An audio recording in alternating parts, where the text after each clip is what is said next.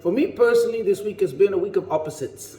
On the one hand, when we learned that a child in our community has been diagnosed with a harsh disease that will take him a good while to heal and recover, what happened next was just unbelievable. The community rallied together in the most amazing way. The family received endless texts of support. A rota of meals was organized for the next few months in just a few hours. Then we collectively did readings of the entire Tehillim, classes and prayers, and all of this was just some of the initiatives arranged. On the other hand, as it was announced that Israel's Prime Minister Bibi Netanyahu is coming to the UK, our wider community rallied yet again, only this time announcing a full-day demonstration to fuel the divisiveness that is threatening to destroy our people from within. And this got me thinking. Too often we forget our responsibilities and allow the subtle differences to divide us. Instead of concentrating on our collective mission and our collective purpose, we waste energy bickering and fighting. Why? Why do we forget that the Jewish people are a family? We share common bloodlines and heritage. Our Father in heaven has parental expectations of us and is disappointed when we argue and fight. Is it only in times of danger and suffering, when we're faced with tragedy, suffering, hatred, that we turn to each other for protection and comfort? Why does it take tragedy to unite us?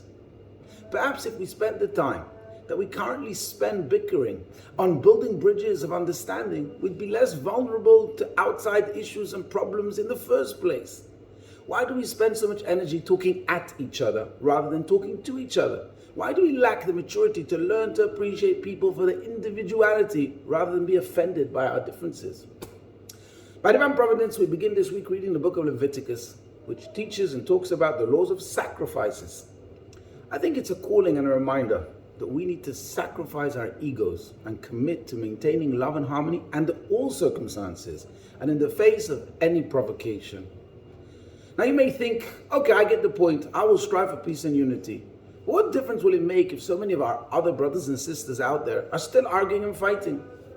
When the last letter of the word Vayikra, God's call, teaches us different. The Alef is written in a very unusual way. It's very small, to teach us. Never underestimate the impact of our sacrifice, even if it's very small, because God truly cherishes small sacrifices and views it as a powerful deed. And for us, it may seem like a small offering, but it brings abundance of blessing. And this blessing is not only for the individual who makes the sacrifice, but for the entire Jewish people. As we see in the second verse of this week's parasha, Adam mikem ki yakriv, when a man from amongst you brings a sacrifice to Hashem.